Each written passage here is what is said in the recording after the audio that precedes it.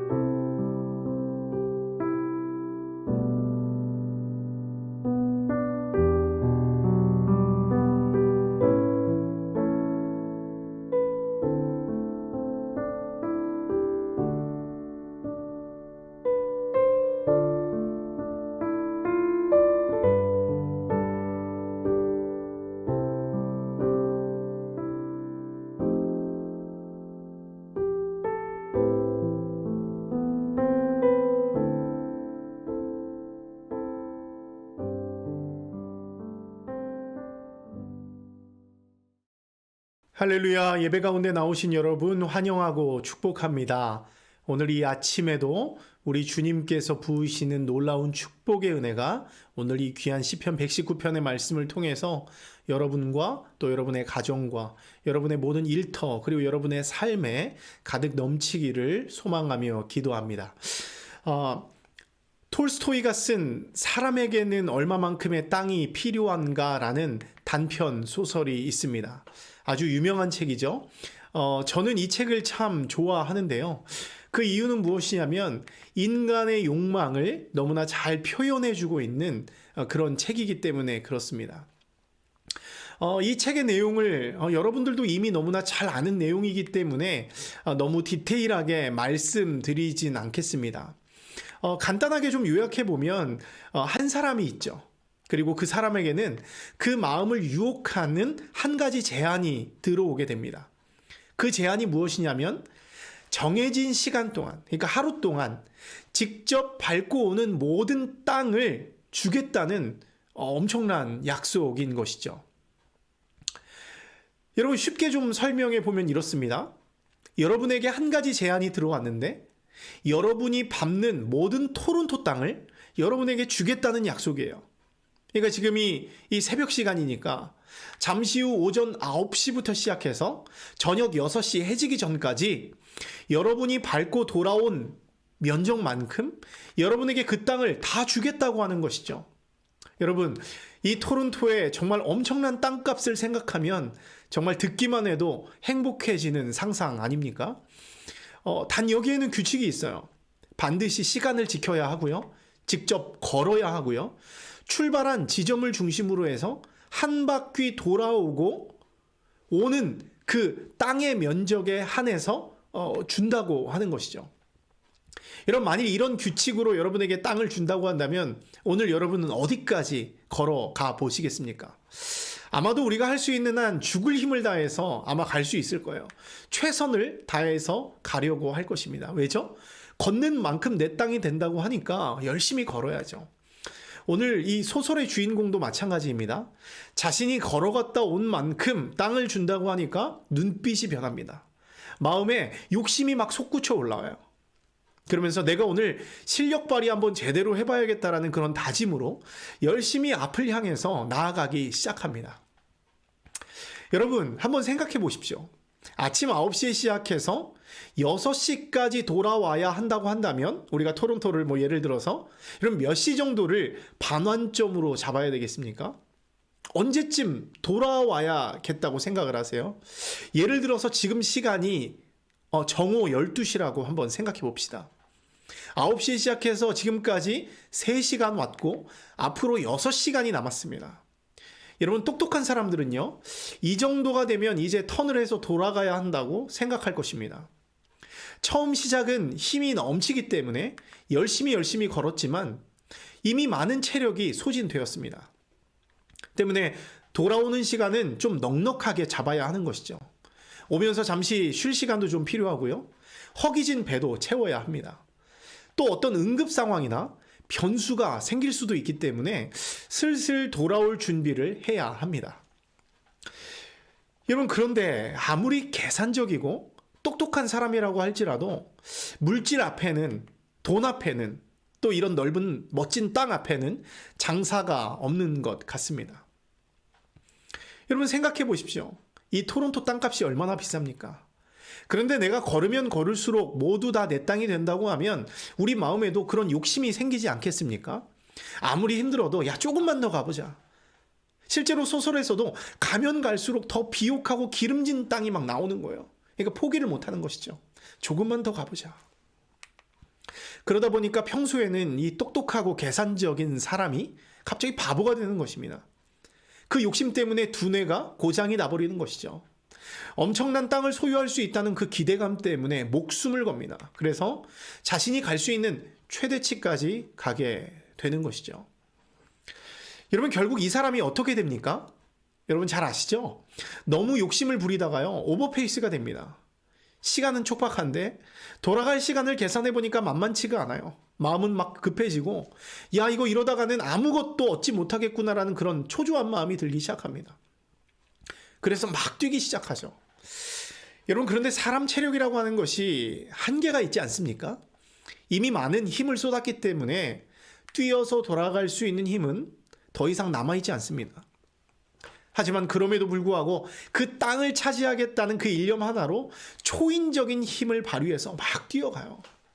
결국 그 사람이 원하던 대로 해가 지기 바로 직전에 결승점에 들어오게 됩니다. 드디어 그 넓은 땅, 그 기름지고 비옥한 땅이 자신의 소유가 된 것입니다. 많은 사람들이 그 사람을 축하하면서 지쳐 쓰러진 그 사람을 일으켰어요. 그런데 여러분, 그 사람이 어떻게 되어 있었습니까? 그 자리에서 죽어 있었습니다. 그 넓은 땅을 다 차지하고도 그 손에는 아무것도 가질 수가 없었던 것이죠. 결국 그가 가진 것은 자기 몸 하나 누일 수 있는 그 무덤에 누워서 안타까운 결말을 맞이하게 된 것입니다. 이것이 바로 이 단편 소설의 내용입니다. 여러분, 저는 이 사람에게는 얼마만큼의 땅이 필요한가라는 이 소설이 우리에게 준 교훈이 있다고 생각합니다. 이 소설 속의 주인공은 이 시대를 살아가는 우리의 모습을 보여주고 있는 것처럼 느껴지죠. 실제로 우리 안에도요, 이런 탐욕과 욕심이 있습니다. 솔직히 말하면 그렇지 않습니까? 어쩌면 더 큰 탐욕과 욕심이 있을지도 모르겠습니다.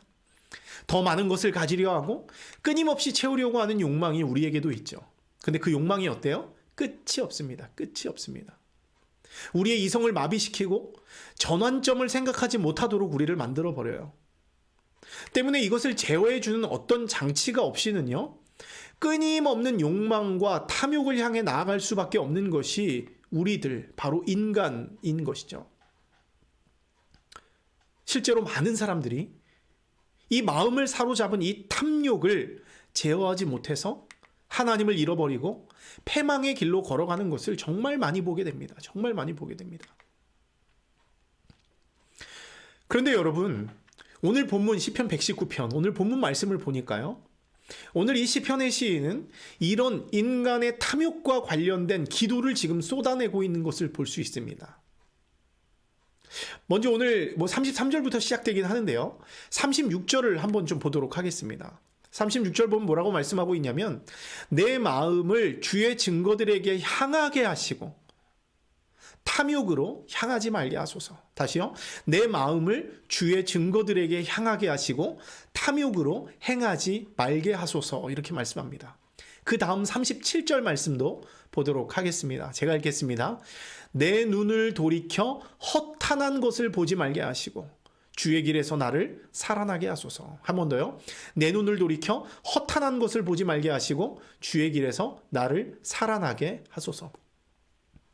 여러분, 시인은 지금 두 가지 중요한 간구를 하고 있는데요.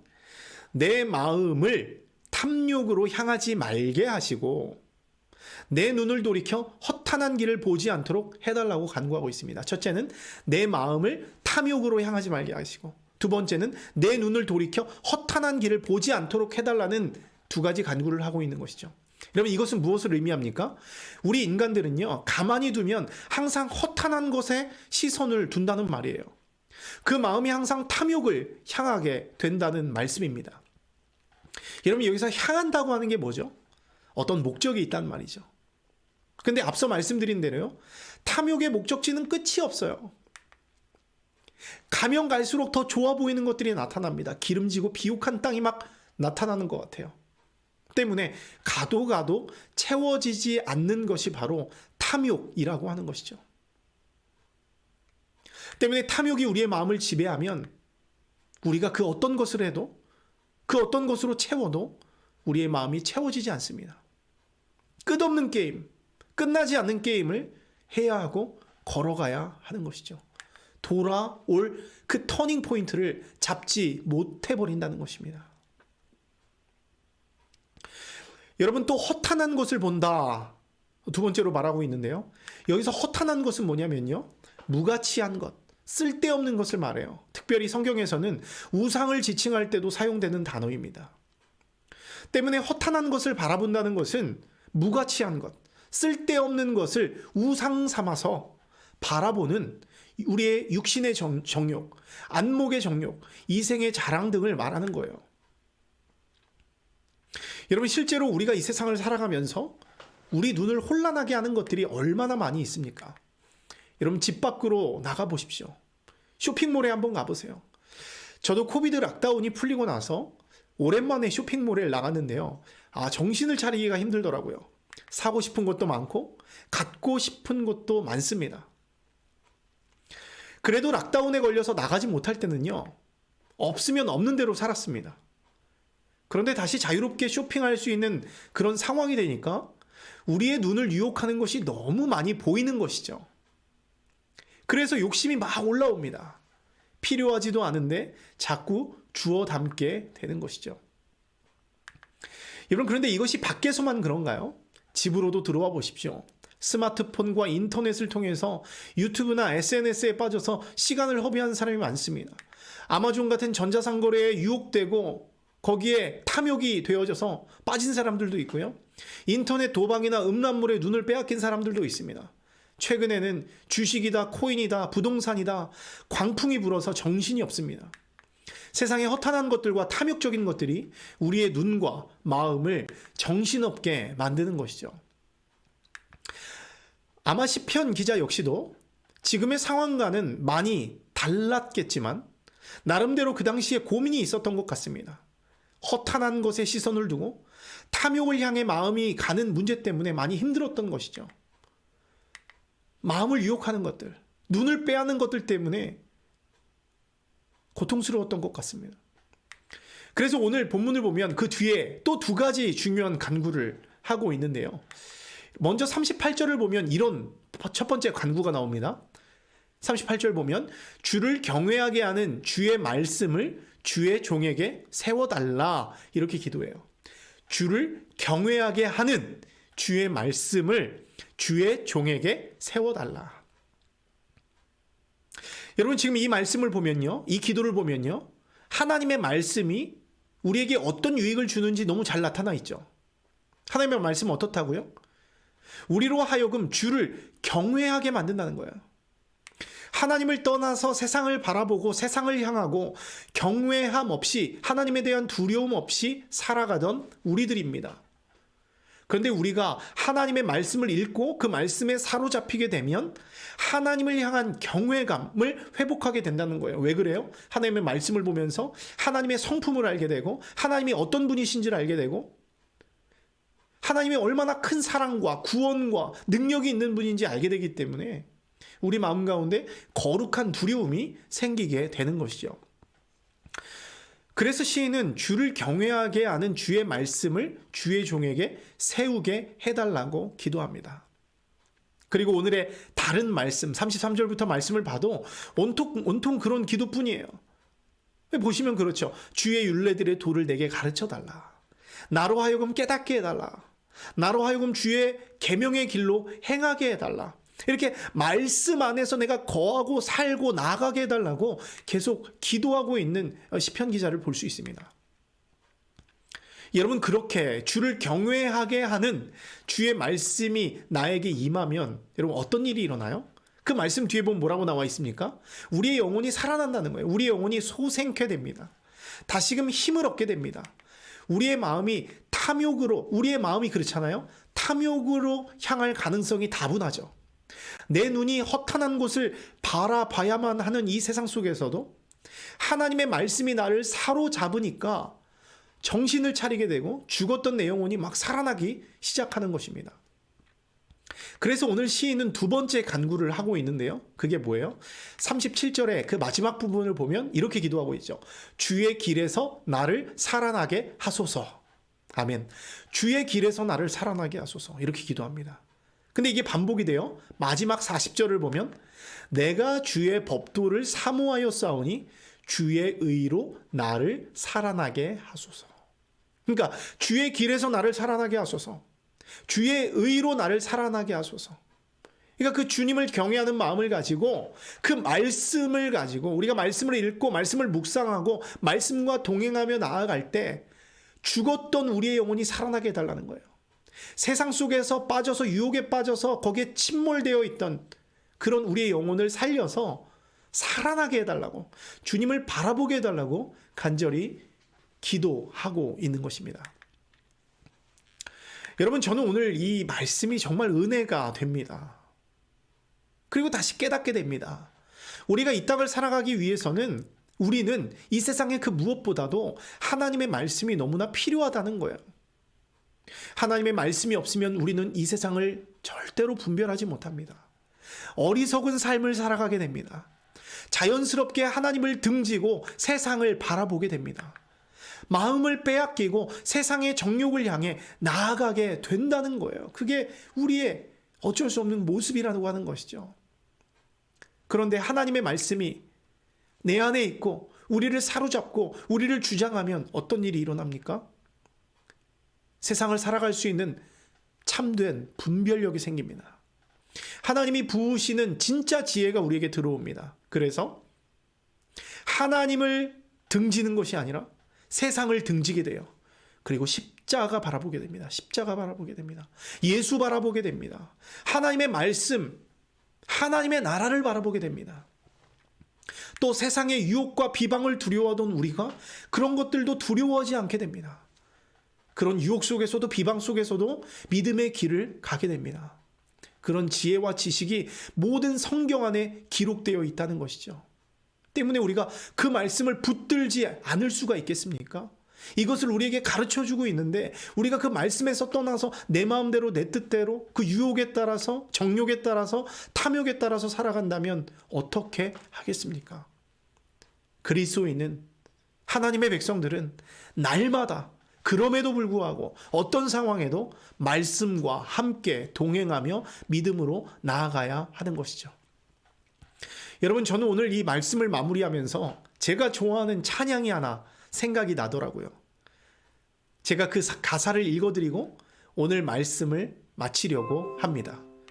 보면 이렇게 나와 있습니다. 주님 뜻대로 살기로 했네. 주님 뜻대로 살기로 했네. 주님 뜻대로 살기로 했네. 뒤돌아 서지 않겠네. 세상 등지고 십자가 보내.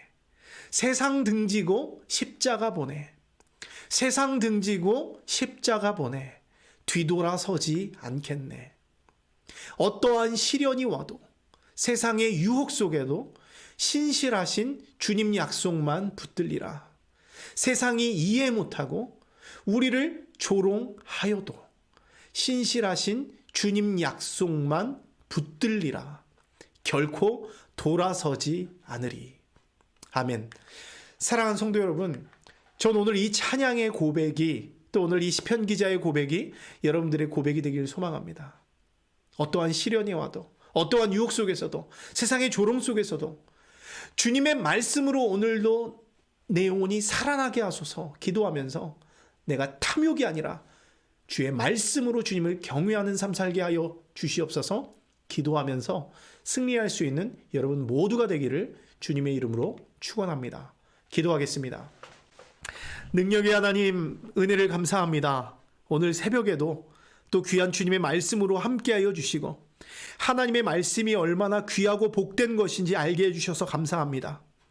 탐욕을 따라 살아가야 하고 우리의 눈이 허탄한 것을 보며 바라보며 나아갈 수밖에 없는 세상 속에서도 오늘 시편 기자가 기도한 것처럼 주님을 경외하게 만드는 하나님의 말씀을 우리가 붙들 수 있도록 도와주시고, 어떤 상황 속에서도 주님의 말씀 붙들며 그 말씀이 가르쳐주는 대로 믿음으로 걸어가는 복된 주님의 백성들 될 수 있도록 하나님 우리 가운데 응답하여 주시고 우리를 신실하게 인도하여 주시옵소서.